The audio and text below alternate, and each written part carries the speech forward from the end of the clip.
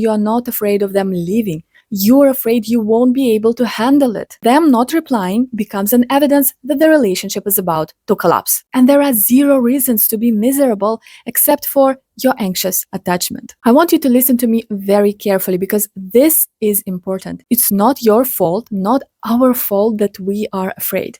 Let's talk. Do you live in constant fear that they might leave you? I get it.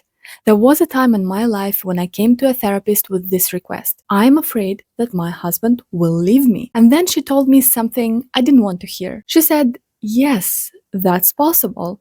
And then she explained to me that the real problem is not that he might leave me. The real problem, the thing I'm really afraid of, is that I won't be able to handle it. This was a tough pill to swallow. And this is anxious attachment in a nutshell. But today I don't want to use fancy terms. You don't need them to understand that this is happening to you. Some of us live with this constant fear that our loved ones might leave us. This fear controls our lives and our relationships. Some of us live in this hypothetical future, what might happen to us one day. In the meantime, you might have the best partner in the world, but they will be powerless to make you feel secure and happy. If this sounds like you, you're in the right place. Because in this video, we will try to understand where this fear came from, how it affects our lives, and of course, I will share how I managed to heal from it. There will be no exercises or difficult concepts. It's just genuine personal experience. So let's dive in. Let's look closer at this piece. Carrie and Mr. Big just started their relationship. They adore each other. They want to be together all the time. Everything is perfect. They're just chilling together in bed. There is no reason to be worried. Everything is good. Until Carrie farts right there in bed with him. I think it's over. I should never have farted. Jesus, Carrie, that's it. I've heard enough about the fart. It's not the fart. I know it's not the fucking fart. I think I'm in love with him and I'm terrified that he's gonna leave me because I'm not perfect. This is embarrassing, true, especially if you've just got together. But Carrie and Big are grown people, well above 30 years old. They understand that these things happen. And Mr. Big, to his credit, doesn't pay much attention to this thing at all. He just laughs and puts the whole thing behind 30 seconds later. Not Carrie, though. She starts obsessing over her fart. She constantly ruminates about it. For the next few days, her fart is all she can talk about, to the point when her friends get sick of listening to her. And it's not because she's so embarrassed.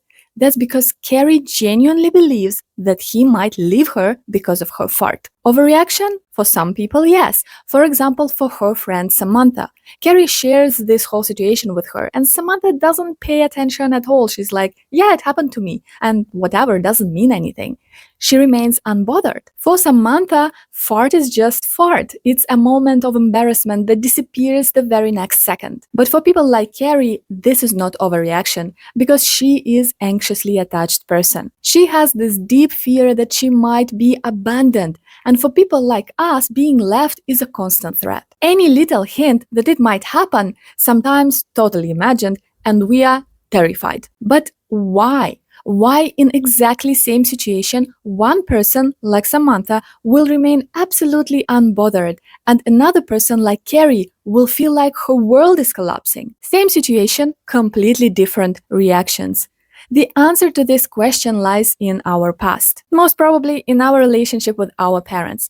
In the city, we find out that Carrie was left by her dad when she was a little girl. Same thing happened to me, for example. But it doesn't have to be this extreme.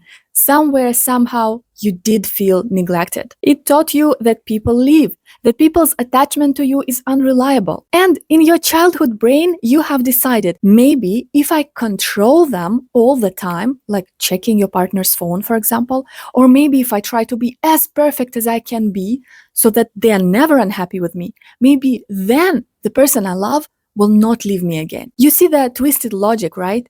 Somebody took a decision and out of their free will left you, but somehow you decided that it's your fault or it was under your control. If you controlled them better, if you were good enough, then it wouldn't have happened, as if you could control their behavior. And that is because the neglect was so painful that when you start believing that you could control it, you felt less terrified. This pain is what scares you. As I said in the beginning, you are not afraid of them leaving. You're afraid you won't be able to handle it. You still carry the memory about that time when you were neglected, about that pain that you don't want to experience again. And so it starts.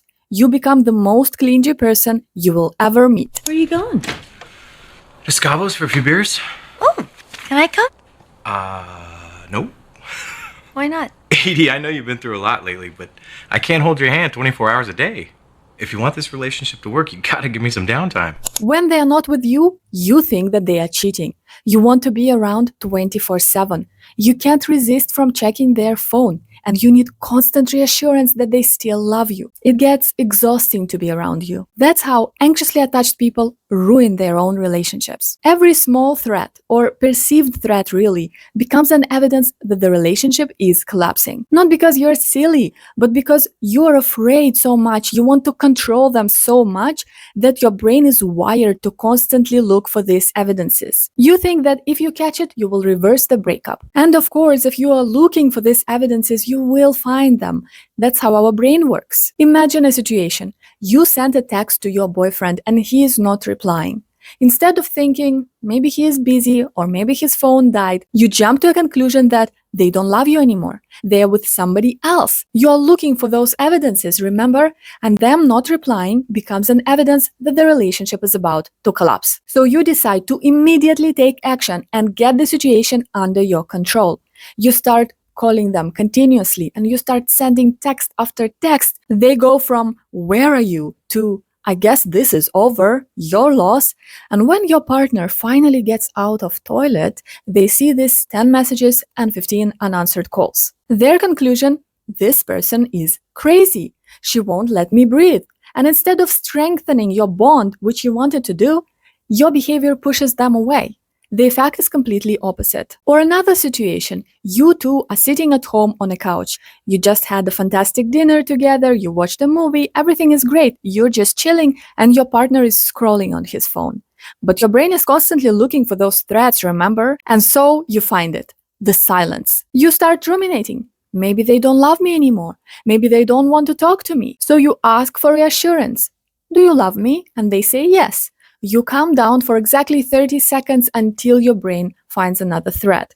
Maybe they didn't mean it. Maybe they just wanted me to stop talking. Now, instead of enjoying your evening, you feel miserable. And there are zero reasons to be miserable except for your anxious attachment. This is another tough pill to swallow, but nobody has an unlimited supply of patience to constantly reassure you, to emotionally support you 24/7. Not mentioning that constant suspicions like this hurt the other person. They feel like you don't trust them. Eventually, the resentment will grow stronger and stronger, even if they love you very much. I want you to listen to me very carefully because this is important. It's not your fault, not our fault that we are afraid, but it's our responsibility to not let that fear control our lives and our behavior. Let's look closer at what my therapist said.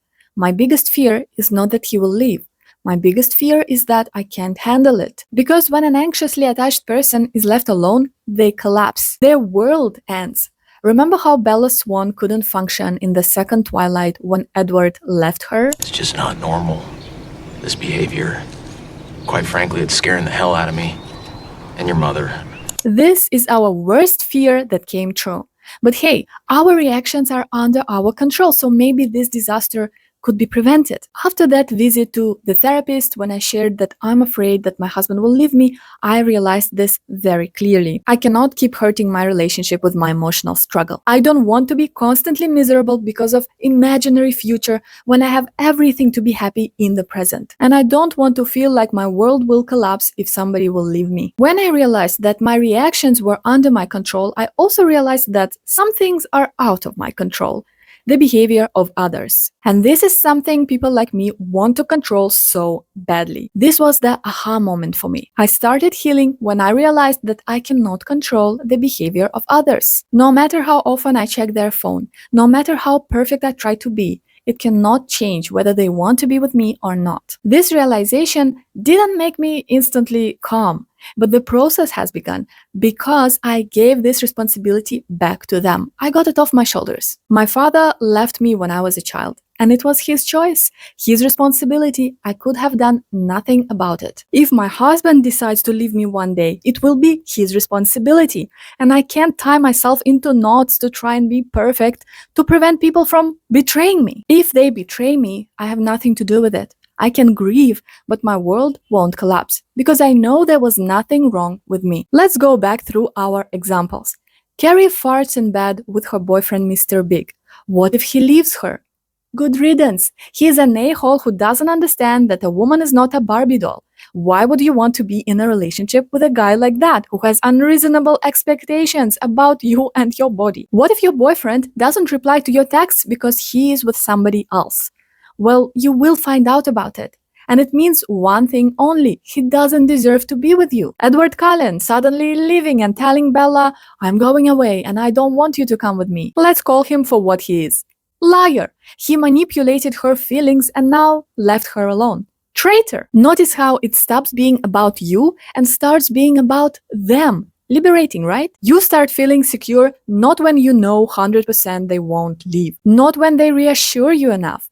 It's when you know, no matter what happens, you will cope. So every time you start feeling anxious, you start ruminating that they might leave you, I want you to stop and mentally return this responsibility to them. Remind yourself it's out of your control and only they are responsible for their behavior. Thank you for watching this video. I hope it was important to hear.